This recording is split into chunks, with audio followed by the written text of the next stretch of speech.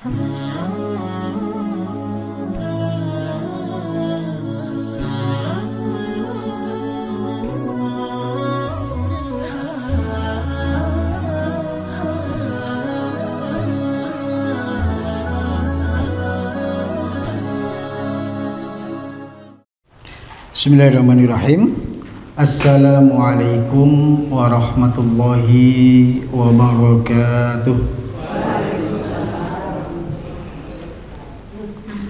Alhamdulillahilladzi bi ni'matihi tatimmus shalihat wa bi fadlihi tatanazzalul khairat wal barakat wa bi taufiqihi tatahaqqaqul maqasidu wal ghayat. Asyhadu an la ilaha illallah wa asyhadu anna Muhammadan abduhu wa rasuluh la rasula wa la nabiyya ba'dah.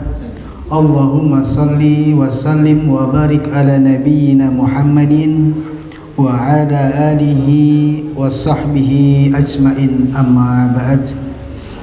Faya ayyuhal hadirun usikum wa nafsi bitaqwallah faqad fazal muttaqun. Jamaah kuliah subuh ingkang kawula mulyakaken langkung-langkung dumateng para sesepuh pinisepuh pimpinan ranting Muhammadiyah Temanggung II ingkang kawula mulyakaken. Sepindah monggo Bapak dan Ibu wonten kesempatan enjang menika kula lan panjenengan ngunjukaken raos puji lan syukur dumateng Allah Subhanahu wa taala sehingga kula lan panjenengan sedaya saged kempal manunggal dados tunggal wonten aula menika inggih menika kanthi kegiatan kuliah subuh. Amargi Allah Subhanahu wa taala sampun paring pinten-pinten kenikmatan, sudah memberikan berbagai kenikmatan kepada kita semuanya, yang sesungguhnya nikmat itu kalau kita hitung itu sangat banyak sekali. Nah, di antara kenikmatan yang paling utama adalah nikmat sehat. Ada istilah napa nika? Istilah asing bahasa Inggris niko mengatakan healthy is not everything. Kesehatan itu bukan segala-galanya, tetapi everything is nothing without healthy. Tetapi segala-galanya itu tidak akan berarti kalau tidak sehat. Ya, artinya kehidupan kita itu tidak hanya cukup sehat, tetapi segala sesuatu juga kita diberikan berbagai macam. Kalau kita tidak diberikan kesehatan juga kayak ini mboten patio manfaat. Nggih napa mboten? Jadi gampangane seandainya di depan kita itu ada makanan yang lezat, napa Bu makanan yang lezat nika?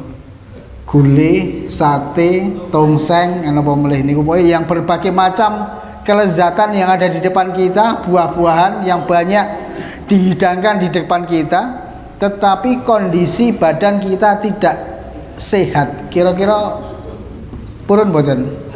Nah, mboten nggih. Saniki nek misale di ada dua pilihan. Kondisi badan tidak sehat, tetapi di depan kita makanannya enak luar biasa banyak, tinggal milih.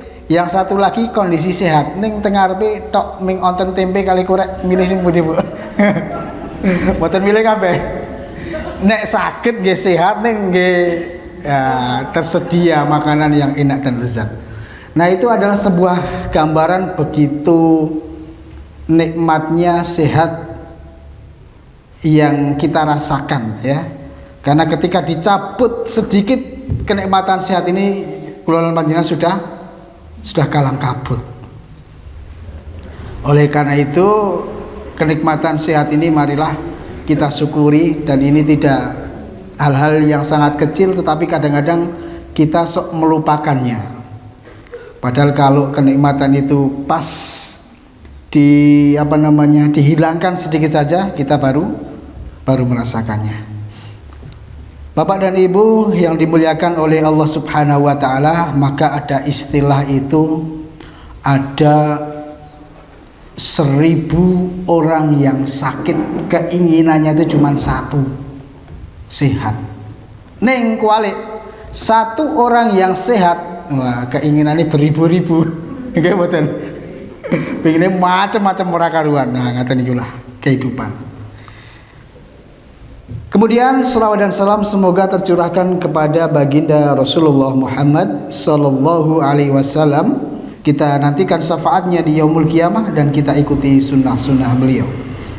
Hadirin yang dimuliakan oleh Allah Subhanahu wa taala, mohon maaf pagi hari ini tadi saya WA Pak Ridwan agak telat karena terjadi macet.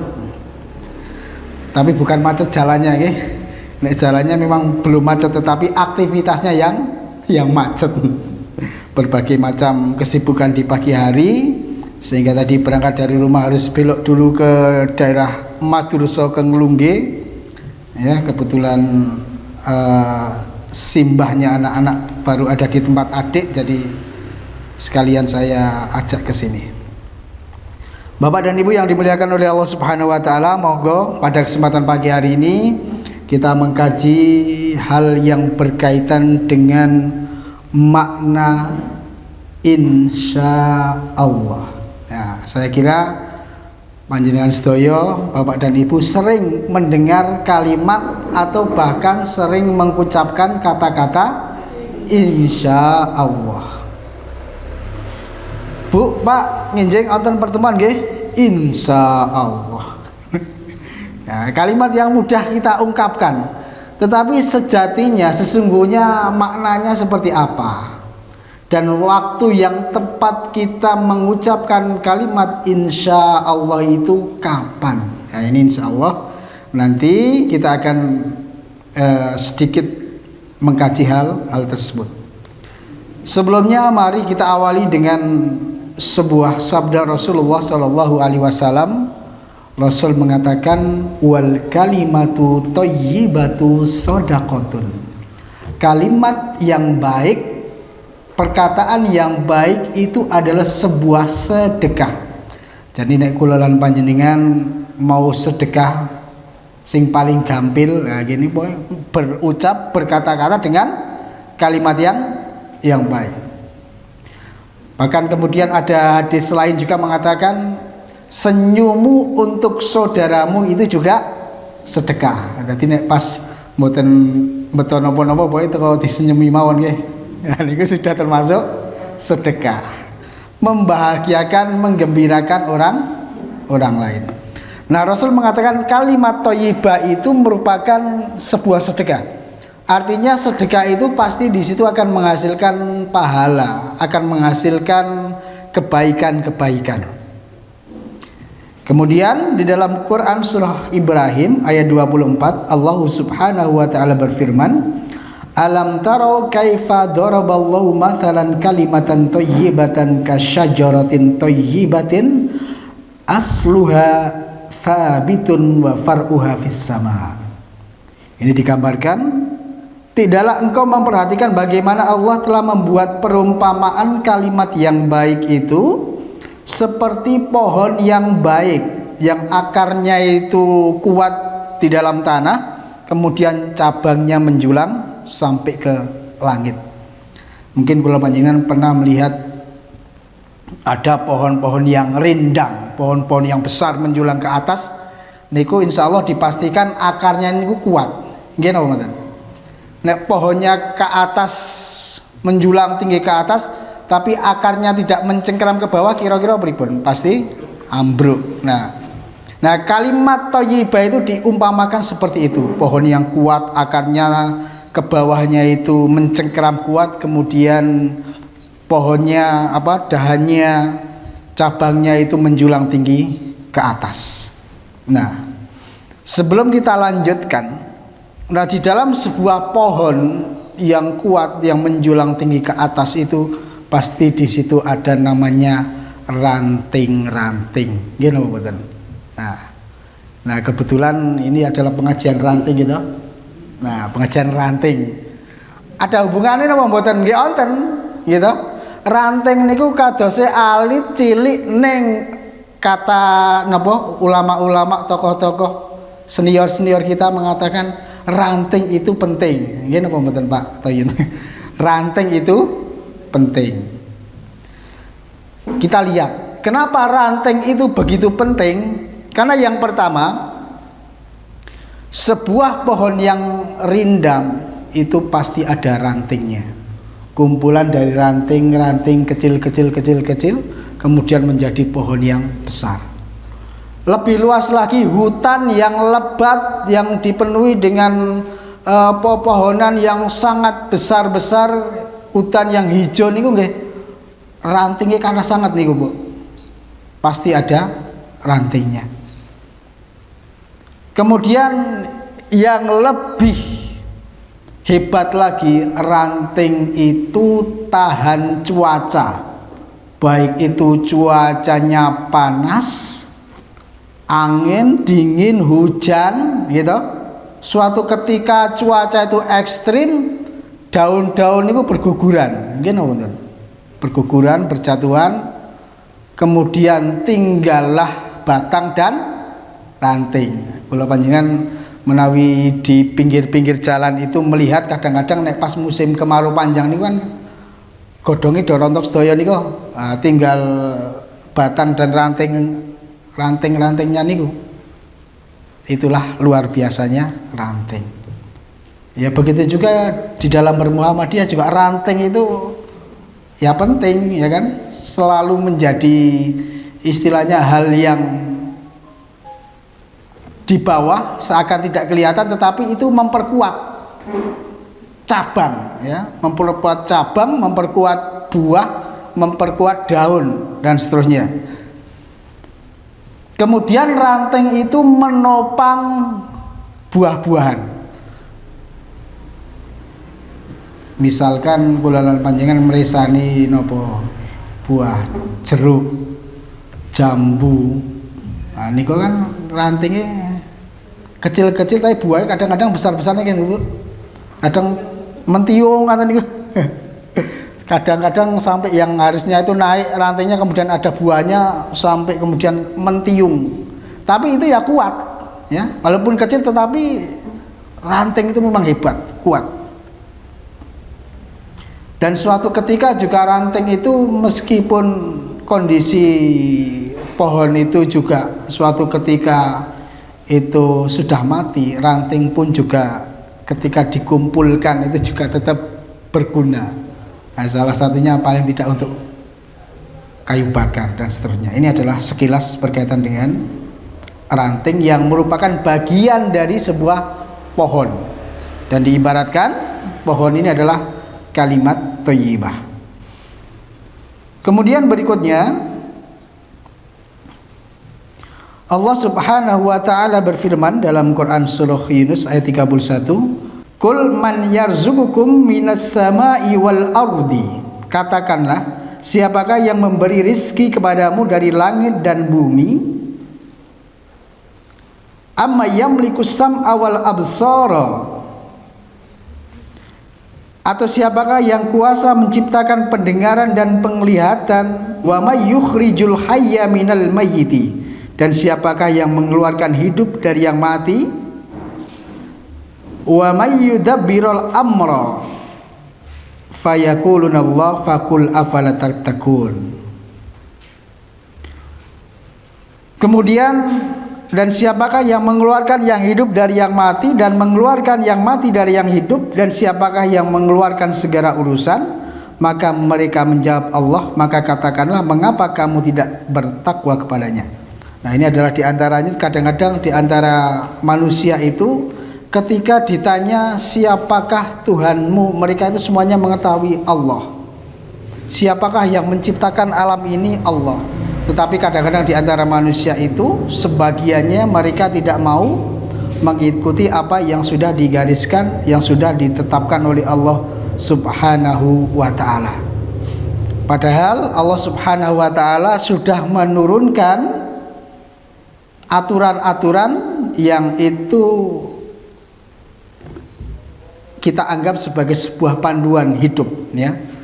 Ya, itu istilahnya kalau barang itu ada manual book niku napa. Kalau panjenengan misalnya tumbas kulkas, pasti di situ ada buku panduannya. Tumbas kendaraan ada buku panduannya. Tumbas mobil ada buku panduan. Maka diciptakannya manusia itu juga sudah disertakan buku panduannya, yaitu Al-Qur'an. Jadi ibaratnya mobil Xenia, yang paling tahu kondisi mobil itu adalah pabriknya. Pabriknya apa, Bu? Daihatsu. Ada mobil Avanza, ketika mobil itu rusak, bagaimana kita harus memperbaikinya, itu yang lebih tahu adalah Toyota, pabriknya. Nah, ketika manusia itu menghadapi berbagai macam persoalan, maka yang tahu itu ya pabriknya, Allah Subhanahu wa Ta'ala. Bagaimana kita mengetahuinya? Dengan Al-Quran. Nah, itulah gambarannya. Bapak dan Ibu yang dimuliakan Allah Subhanahu wa Ta'ala, kemudian dalam sebuah hadis dari Abdullah bin Umar radhiyallahu an, ia berkata, Rasulullah Shallallahu alaihi wasallam bersabda, di antara jenis pohon ada suatu pohon yang tidak pernah gugur daunnya. Pohon itu adalah perumpamaan bagi orang Islam. Beritahulah aku apa pohon itu. Orang-orang mengira pohon itu adalah pohon yang tumbuh di hutan, kata Abdullah. Sedangkan menurut saya pohon itu adalah pohon kurma, tetapi saya malu untuk berkata. Kemudian para sahabat berkata, beritahulah kami pohon apa itu wahai Rasulullah. Kemudian Rasulullah mengatakan pohon itu adalah pohon kurma. Nah, ini ternyata pohon kurma itu daunnya tidak pernah gugur. Kalaupun misalnya gugur itu sangat awet sekali. Nah, ini diumpamakan orang-orang yang berislam dengan baik itu seperti pohon kurma. Jamaah yang dimuliakan Allah Subhanahu wa Ta'ala, kemudian kita memasuki berikutnya adalah bagaimana syariat kalimat insya Allah itu di dalam Al-Quran.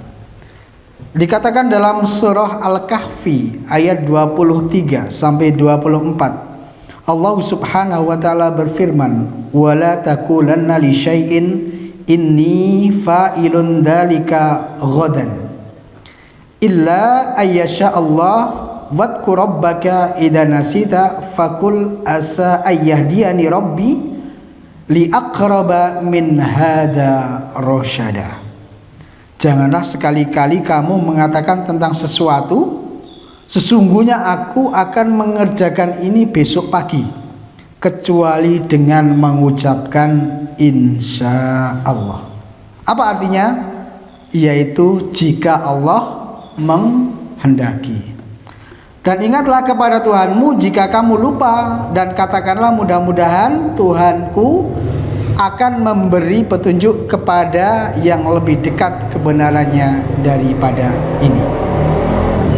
Nah, menurut Imam Al-Baghawi, ayat di atas mengandung arti bahwa jika besok pagi misalnya kita ingin melakukan suatu pekerjaan, maka kita harus mengucapkan kata-kata insya Allah.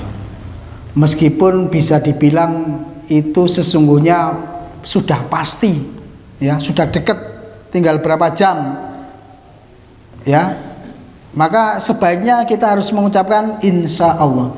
Karena antara waktu yang akan kita lakukan dengan sekarang yang kita bicarakan itu, kita tidak tahu jeda berapa menit, berapa jam itu, kita tidak tahu apa yang akan terjadi di situ. Maka sebaiknya meskipun apa yang ingin kita lakukan sudah pasti, ya, sudah pasti anggapan kita, tetapi kita disuruh untuk mengucapkan kalimat insya Allah. Jadi kalau bisa kita artikan kalimat insya Allah itu 99%. Sepersennya apa? Sepersennya kita tidak tahu, ya. Maka harapan kita kan terjadi 100%, maka dengan kita mengucapkan kalimat tadi, insya Allah. Nah, kita melihat turunnya ayat ini seperti apa. Nah, jadi suatu ketika saat itu orang kafir Quraisy itu pernah bertanya kepada kaum Yahudi perihal baginda Nabi Shallallahu Alaihi Wasallam untuk membuktikan kenabian Muhammad. Kemudian mereka menanyakan tentang kisah Ashabul Kahfi, tentang Dzulqarnain, dan tentang hakikat ruh, ya. Akan tetapi kemudian Rasulullah Shallallahu Alaihi Wasallam itu pada waktu itu ditanya tentang hal tersebut, Rasul Muhammad tidak mengucapkan insya Allah. Rasulullah Muhammad mengatakan besok saya akan menjawab. Ya. Ada orang yang bertanya, kemudian Rasul mengatakan saya akan jawab pertanyaannya itu besok. Ya. Nah, itu dalam hati Rasul itu berharap nanti akan mendapatkan wahyu, akan mendapatkan wahyu dari Allah Subhanahu wa taala, sehingga besok langsung saya jawab. Ya. Namun setelah menunggu beberapa hari, wahyu yang diharapkan itu tidak kunjung datang. Ya. Dan orang-orang mulai gempar. Ini kok tidak ada jawaban dari Rasul? Katanya besok mau menjawab, kok belum dijawab-jawab, begitu kan? Nah, maka kemudian setelah beberapa hari itu Allah Subhanahu wa taala memberikan wahyu menjawab yang berkaitan dengan Ashabul Kahfi dan Dzulqarnain. Namun bahwa kejadian inilah menurut beberapa ulama menjadi sebab diturunkan surah Al-Kahfi tadi, yaitu mengajarkan kepada Nabi Muhammad SAW untuk mengkaitkan segala rencana atau agenda tadi dengan mengucapkan insya Allah, karena ternyata tidak langsung besok wahyunya turun, menunggu beberapa hari, meskipun kemudian 3 pertanyaan tadi semuanya dijawab oleh Nabi, ya, dan berkaitan dengan ruh. Nabi menyampaikan hanya Allah lah yang mengetahui tentang hakikat ruh itu. Tetapi secara garis besar 3 pertanyaan tadi sudah terjawab, namun waktunya itu cukup lama. Nah, maka kemudian ini menjadi salah satu, ini menjadi asbabun nuzul, sebab diturunkan ayat tadi, memberikan peringatan. Nabi pun diberi peringatan, jangan sekali-kali kemudian mengucapkan sesuatu yang belum pasti. Ya, Bapak dan Ibu yang dimuliakan Allah Subhanahu wa taala, maka kemudian bisa kita ambil beberapa hikmah. Di antaranya yang pertama, kalimat insya Allah ini mempunyai beberapa makna.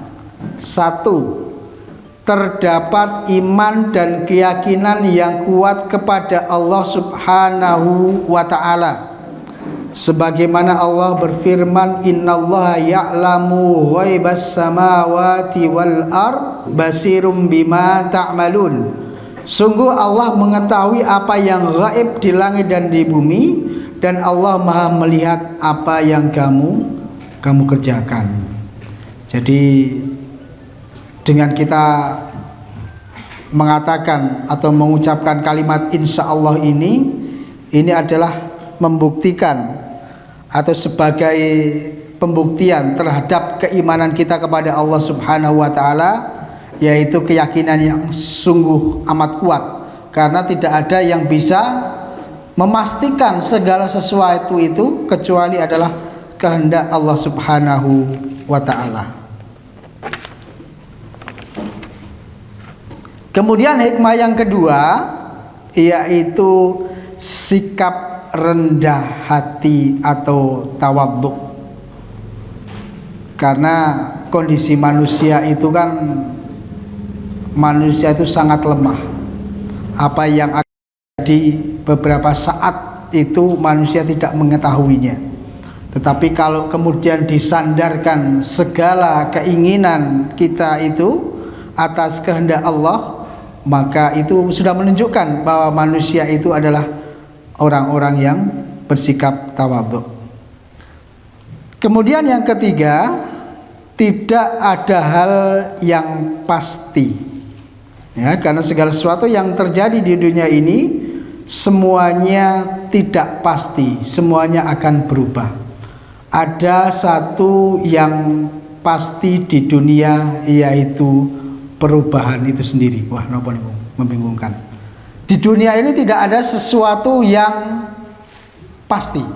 Yang pasti hanya satu, yaitu perubahan itu sendiri. Ya, napa niku. Artinya adalah segala sesuatu itu pasti akan mengalami pergeseran, akan mengalami perubahan. Allah Subhanahu wa taala berfirman, Dialah Allah yang menciptakan segala apa yang ada di bumi untukmu, kemudian Dia menuju langit, lalu Dia menyempurnakan menjadi 7 langit, dan Dia maha mengetahui terhadap segala sesuatu. Nah, ini adalah bagian dari akidah.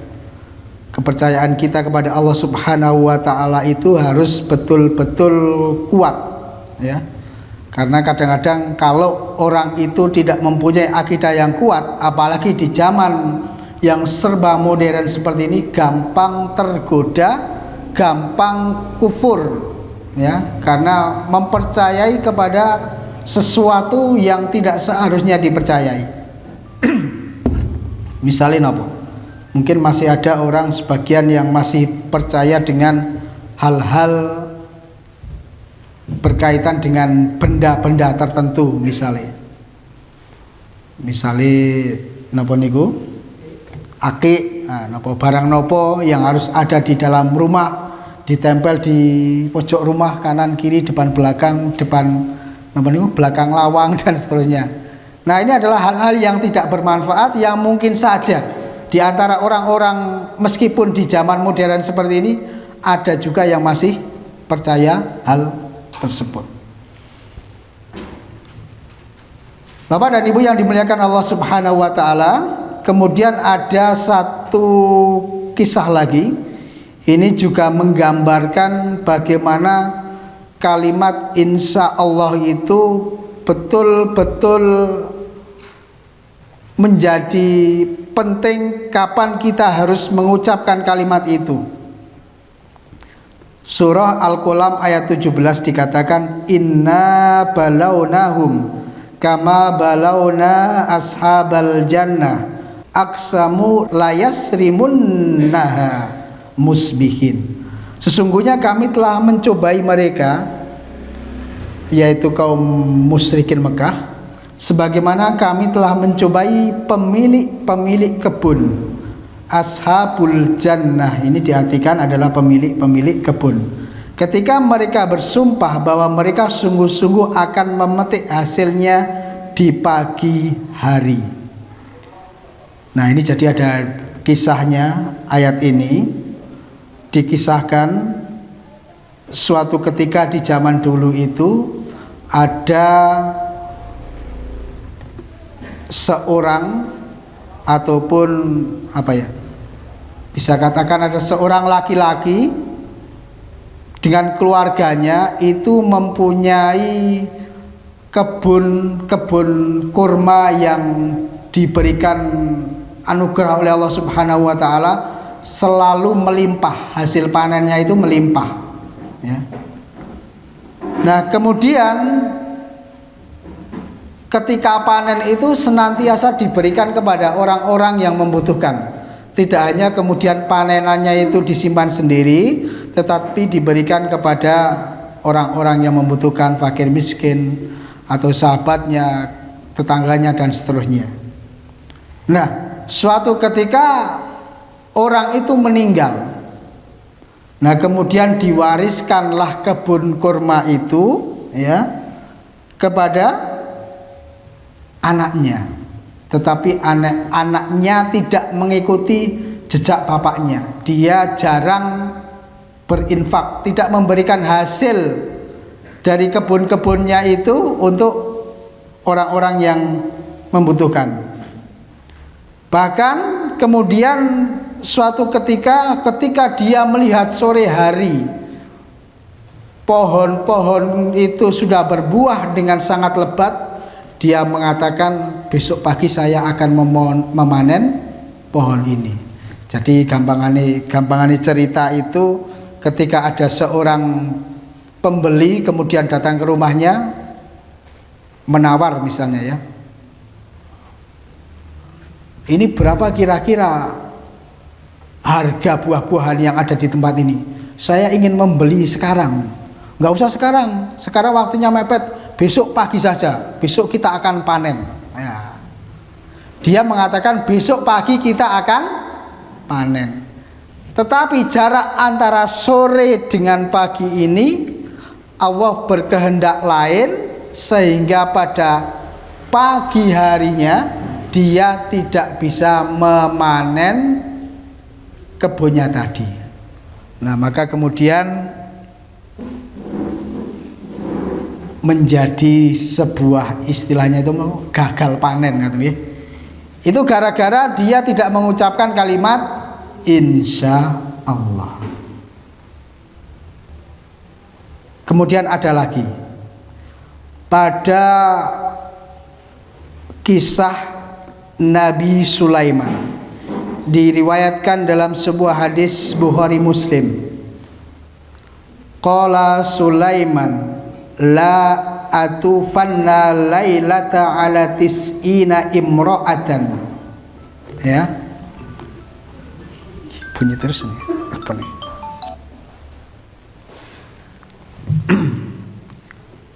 Nabi Sulaiman niku nabi yang terkenal dengan apa, Bu? Nabi yang sangat kaya raya. Luar biasa istananya, luar biasa hartanya, bahkan diberikan di dalam hadis ini dikatakan 99 istri. Jadi 100 kurang siji. Nah niki. Nek Pak Ridwan setunggal ya, siji. Nah niki 100 kurang siji, 99. Qala Sulaiman la atufanna lailata ala tis'ina imro'atan. Sulaiman bin Daud pernah mengatakan, suatu malam aku akan menggilir 99 istriku dalam satu malam. Berarti rumahnya, kita membayangkan rumah istri beliau itu 99 ya, dalam satu malam itu dikelilingi.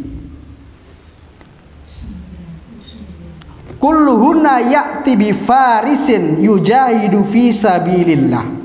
Dan setiap dari istri-istri itu yang digauli itu ya akan menghadirkan seorang pejuang, seorang penunggang kuda. Bi farisin itu penunggang kuda. Yujahidu fi sabilillah, yang akan berjuang di jalan Allah. Itu Nabi Sulaiman berkata sesumbar seperti itu.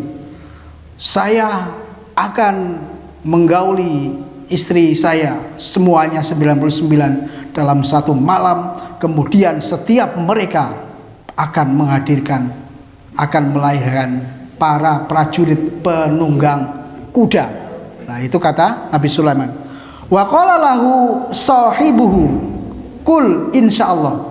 Kemudian sahabatnya atau mungkin juga istilahnya bawahannya gitu ya mungkin. Kemudian mengatakan, katakanlah insya Allah wahai Sulaiman. Ya, jangan seperti itu, ucapkanlah insya Allah. Falam yakul insya Allah. Kemudian Nabi Sulaiman itu tidak menghiraukan, tidak mengucapkan insya Allah, wis yakin pokoknya gitu kan. Fatofa alaihina jami'an. Kemudian benar-benar Nabi Sulaiman itu menggauli semua istrinya, falam yahmil minhunna illa imra'atan wahidatan.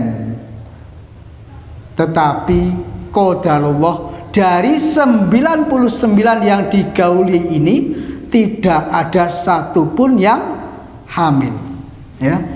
Illa imra'atan wahidatan, kecuali hanya satu orang istri.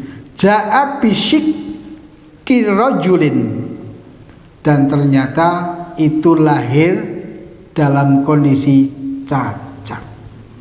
Nah, kalau secara secara akal menggauli istrinya 99, kira-kira minimal paling boten separuh, separuh hamil, kemudian mempunyai anak. Dari separuh insya Allah adalah yang laki-laki paling tidak berapa gitu kan. Tetapi hanya tergelincir kalimat tidak mengucapkan insya Allah, Allah kemudian berkehendak lain. Bahkan 99 istrinya pun tidak ada yang melahirkan anak laki-laki, hanya satu pun itu cacat. Nah, ini adalah pelajaran yang sangat besar untuk kita semuanya. Bahkan Nabi pun ketika tergelincir dengan kalimat itu, kemudian Allah langsung memberikan bukti bahwa semuanya itu tergantung kepada kekuasaan Allah Subhanahu wa ta'ala. Jamaah yang dimuliakan oleh Allah Subhanahu wa ta'ala, kemudian yang keempat adalah hikmah dari kalimat insya Allah adalah kolaborasi usaha dan pasrah atau tawakal, ya. Jadi kalau kita sudah usaha wis mateng, kira-kira wis pokoknya ini akan terjadi, bakal terjadi, nah, maka kalimat insya Allah jangan lupa, ya. Tetapi yang perlu kita perhatikan adalah jangan sampai juga kemudian kita beringan-ringan menggunakan kalimat insya Allah untuk mengingkari janji. Nah, ini penting. Jadi ada dua hal yang sangat penting. Yang satu, kalimat insya Allah itu adalah sesuatu yang pasti, kemudian kita menyandarkan itu hanyalah Allah yang nanti akan menetapkan, tetapi insya Allah 99%. Tapi di sisi lain jangan sampai kemudian juga kita mengucapkan kalimat insya Allah untuk bermudah-mudah dengan kalimat itu. Ketemu saudaranya, temennya, besok mampir di tempat saya nggih, insya Allah ya. Nah, ini kira-kira insya Allah ini pripun? Berapa persen kira-kira nek ngaten niku? Nah, paling-paling 20% gitu. Insya Allah kayane ya sekak poe nek iso, nek ora ya ora apa-apa. Jadi sebaiknya tidak kita ucapkan kalimat itu kalau memang kita tidak berencana. Ya mungkin dengan kalimat lain lah. Nggih, cobi nggih. Nah, itu kan lebih aman. Nggih, cobi kapan-kapan. Tidak usah kemudian hanya untuk ngeyam-yami kita mengucapkan kalimat insya Allah, karena insya Allah itu adalah kalimat yang sangat mulia yang kita gunakan untuk 99% kita melakukannya. Jamaah yang dimuliakan oleh Allah Subhanahu wa ta'ala, kemudian kami tambahkan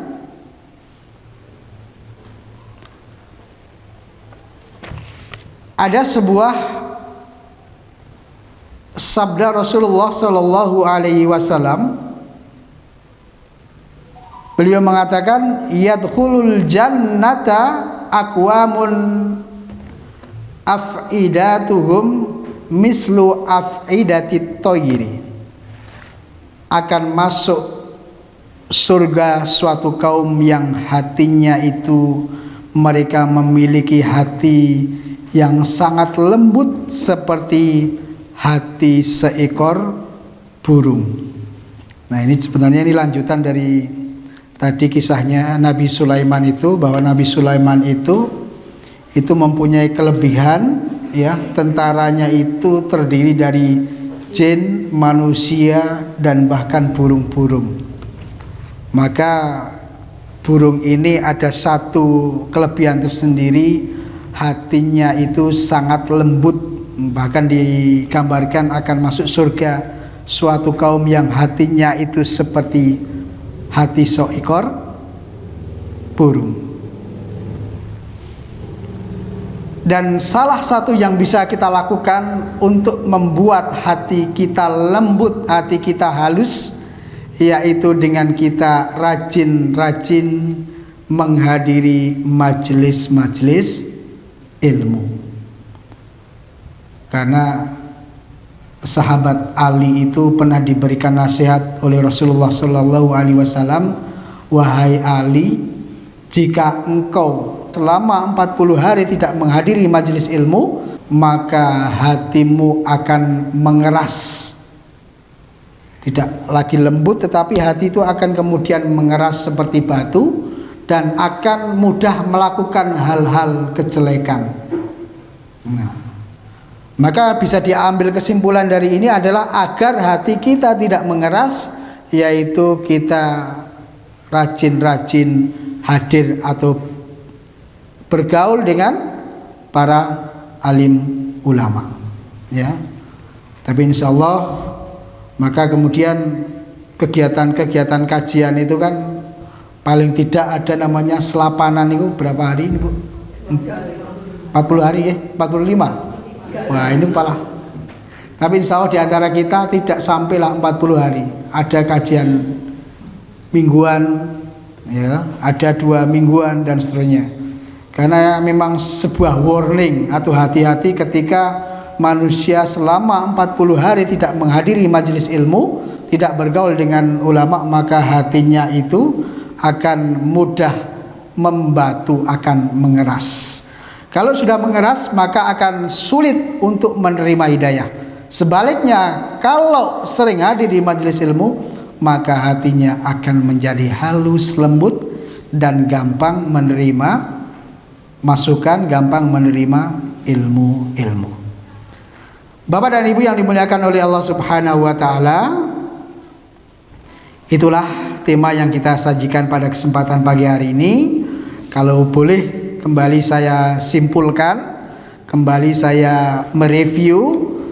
Sekali lagi, mari kita mengucapkan kalimat insya Allah itu dengan situasi kondisi yang tepat, yaitu di mana kita sudah yakin, sudah pasti 99% kita lakukan, dan sisanya adalah atas kehendak Allah. Kemudian yang kedua, jangan bermudah-mudah kita mengatakan kalimat insya Allah untuk menghindar atau sekedar ngeyem-yemi orang lain, begitu, okay? Karena hikmahnya kalimat insya Allah itu pertama adalah terdapat keimanan dan keyakinan yang kuat kepada Allah. Yang kedua, menunjukkan sikap rendah hati atau tawadhu. Yang ketiga, kita mengetahui tidak ada yang pasti di dunia ini, hanya Allah lah yang menentukan. Kemudian yang keempat adalah kolaborasi antara usaha dan pasrah. Ya, saya tambahkan sedikit. Usaha dan pasrah itu di zaman Rasul diibaratkan seperti orang yang nyancang kuda. Napa niku? Ketika dia mau berbelanja, ketika dia masuk ke masjid, biasanya kalau zaman dulu kan dengan kuda atau unta. Kemudian dia pasrahkan ini kepada Allah dengan nyancang tadi, ya. Karena ada sahabat yang kemudian dia pasrah kepada Allah, kuda itu diletakkan begitu saja, kemudian ditinggal pergi, setelah kembali lagi kudanya ternyata sudah hilang. Nah, ini bentuk dari tawakal yang tidak pas.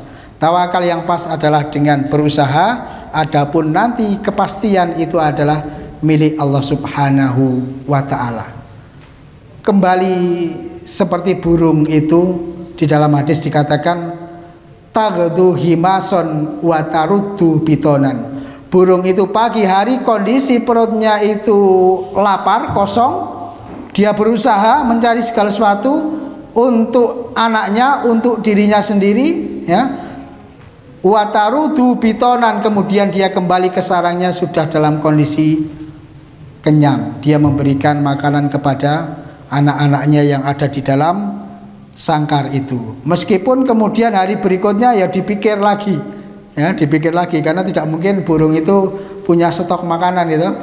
Mboten kados kula panjenengan berburu walang, jangkrik terus disimpan di kulkas. Besok pagi harinya diberikan anaknya kan tidak mungkin. Tetapi itu saja dilakukan setiap hari dengan berusaha, pasti pada kondisi siang hari atau sore harinya pasti mendapatkan makanan. Apalagi kita manusia, tentunya lebih berakal, lebih mempunyai ide-ide yang cemerlang, insya Allah akan diberikan kemudahan oleh Allah Subhanahu wa ta'ala. Amin amin ya rabbal alamin. Barangkali itu Bapak dan Ibu yang bisa kami sampaikan pada kesempatan kali ini. Oke Ibu, moga. Di sebelah rumah saya itu ada batu besar sekali Pak, besar sekali. Tapi kalau kita rasa takut kayak ada apanya gitu, kalau itu sekali, terus juga rasa takut itu gimana untuk menghilangkan ketakutan? Oh, pohon apa Bu? Ada batu besar. Iya. Daerah pun ini Bu? Di kali. Oh di kali, oke. Okay.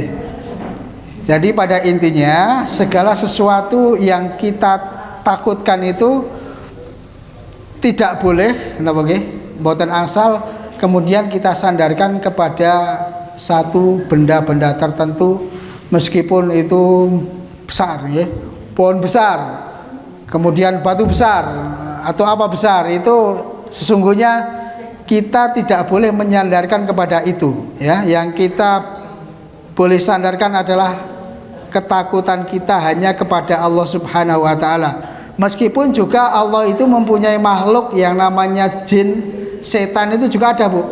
Itu ya gunanya apa? Untuk menggoda manusia, termasuk menggoda hati kita. Kita pengennya ingin percaya kepada Allah, tetapi jin atau setan yang jahat itu mereka tidak tinggal diam. Mereka membisik-bisik data manusia. Hei, Mbah Sinten ya misalnya. Ngandelo karo aku, watu kuwi berbahaya, watu kuwi menghasilkan sesuatu hal yang sangat misteri. Wah, terus kita percaya, oh iya ya, ternyata batu ki jan medeni nek didelok suwi-suwi ya tadi. Nah, itu adalah termasuk godaan dari jin atau setan. Nah, ketika kita sudah mempercayai hal itu, berarti kita satu langkah sudah apa Bu, terbawa pengaruh setan itu, ya kan? Maka usaha kita bagaimana? Ya usaha kita kembalikan lagi. Wah, tidak ada kekuatan di situ. Kekuatannya hanya milik Allah Subhanahu wa ta'ala. Ya. Saya jadi teringat ada seorang ustadz cerita begini Bu. Pada suatu ketika seorang ustadz itu ngisi di tempat yang terpencil. Ada musola, masjid, kemudian di samping masjid niku ada batu besar, sami kali ini, batu besar. Kemudian orang-orang yang ada di sekitar itu mengatakan, batu niku angker, Pak, kok angker? Wingi pun tahu onten niko, bocah-bocah niko do petengkrean, terus pipis teng riku, ya. Terus hari berikutnya wetenge do lara. Nah, ini kepercayaan yang tidak tepat. Tetapi waktu itu, nyun sewu, ini cerita, ini ustaz sendiri yang cerita, saya hanya meneruskan cerita ustaz itu. Pas ngisi kajian di situ, masjid atau musola itu tidak ada toiletnya memang. Kanan kiri tidak ada toiletnya, tidak ada air. Akhirnya ustadz niku kebelet. Akhirnya mau nggak mau, nyun sewu, buang air di situ Bu. Karena kan tidak mungkin, tidak ada tempat yang tersembunyi, adanya batu besar ya. Ndodok teng riku, buang air, ya nyun sewu, istinja, peper ngaten nggih. Nah, Itu ternyata setelah hari berikutnya diceritakan, nah kula mboten kenging napa-napa niku, ya kan?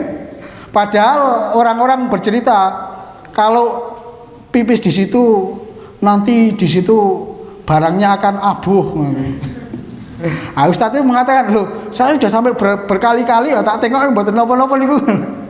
Nah itu adalah kisah nyata real ya. Jadi kadang-kadang orang itu terbentuk karena sebuah bujukan-bujukan orang lain atau cerita-cerita orang lain, maka yang kita lakukan itu tidak usah percaya, tidak percaya dengan hal-hal yang di luar nalar, di luar keimanan. Yang kita yakini adalah sesuatu yang kekuatannya itu bersumber dari Allah, dan yang mendapatkan petunjuk atau keterangan-keterangan dari Al-Quran ataupun hadis lain itu ya sudah, itu anggap saja angin lalu begitu. Kalau misalnya di situ kok mungkin ada orang yang pernah diwerui, ada apa misalnya gendruwo, apa pocong, apa, ya bisa jadi itu setan, bisa jadi Bu. Karena apa? Karena memang setan itu ada yang kelihatan, ada yang tidak. Dan dikatakan dalam sebuah buku itu, setan itu juga mempunyai kelas-kelasan. Ada setan itu yang hidupnya itu di alam itu tidak bisa merubah wujudnya menjadi bentuk lain, tetapi ada yang dia bisa mendo-mendo, merubah wujud bentuk menjadi pocong, berubah menjadi apa dan seterusnya. Jadi itu memang gaweane setan, jin itu bisa menggoda manusia dari sisi-sisi itu. Sebagai orang Islam juga memang harus mempercayai hal-hal yang gaib. Gaib tidak kelihatan itu ya termasuk di situ ada makhluk halus, yaitu jin, setan. Bahkan mungkin nyun sewu di sini mungkin juga ada juga, ya kan? Ada juga. Maka kita dianjurkan dalam agama Islam itu tidak boleh kemudian ketika ada lubang kemudian kita menyiram lubang itu dengan air panas atau mungkin kita buang air di situ, karena salah satu tempat-tempat setan itu adalah di tempat lubang-lubang. Maka juga ketika malam hari ketika jenengan itu mau sare itu juga kita dianjurkan menutup bejana-bejana yang ada di rumah. Misalnya wonten mangkok, gelas, berserakan niku lebih baik ditutup Ibu. Jangan terbiarkan apa niku mengau, gitu. Nah misalnya memang sudah nggak dipakai ya dikumpulkan di tempat asah-asahan, insya Allah lebih aman. Kalau kemudian didiamkan di atas meja banyak gelas terbuka, nah, ini ada hadisnya juga, ini bisa menimbulkan salah satunya menghadirkan penyakit. Maka kita dianjurkan untuk menutup lubang-lubang bejana-bejana yang ada di dalam rumah kita. Barangkali ngoten nggih Bu nggih? Nggih. Intinya pokoknya kita tidak usah mempercayai hal-hal yang seperti itu, dan ya nggak boleh takut. Kalau kita takut pokoknya aji-aji niku bae a'udzubillahi minasyaitonirrajim. Aku berlindung dari gangguan setan itu. Kalimat yang paling mudah adalah itu, bisa diulang-ulang. Kalau mau ditambahin lagi bisa Kul huwallahu ahad, Al-Ikhlas, Kul a'udzu birabbin nas, An-Nas, kemudian Kul a'udzu birabbil falaq. Al-Falaq itu dibaca Bu, tiga surat itu. Ya itu ketika panjenengan misalnya tiba-tiba ada rasa takut atau apa, ya, kemudian membaca ta'awudz, kemudian membaca surat-surat itu, insya Allah maknanya itu di situ berlindung dari gangguan setan. Bahkan di situ adalah gangguan tidak hanya setan yang ada di luar, tapi dari manusia. Minal jinnati wan nas, dari jin maupun manusia yang mengganggu kita, yang menggoda kita, yang membisik-bisiki kita dan seterusnya. Barangkali ini nggih Bu nggih yang bisa kami sampaikan pada kesempatan pagi hari ini. Mudah-mudahan apa yang kami sampaikan bermanfaat khususnya untuk saya sendiri dan untuk jamaah sekalian. Mari kita tutup bersama dengan membaca tahmid. Alhamdulillahirabbil alamin. Subhanakallahumma wa bihamdika asyhadu an la ilaha illa anta astaghfiruka wa atubu ilaik. Wa akhiru da'wana alhamdulillahirabbil alamin. Wassalamualaikum warahmatullahi wabarakatuh.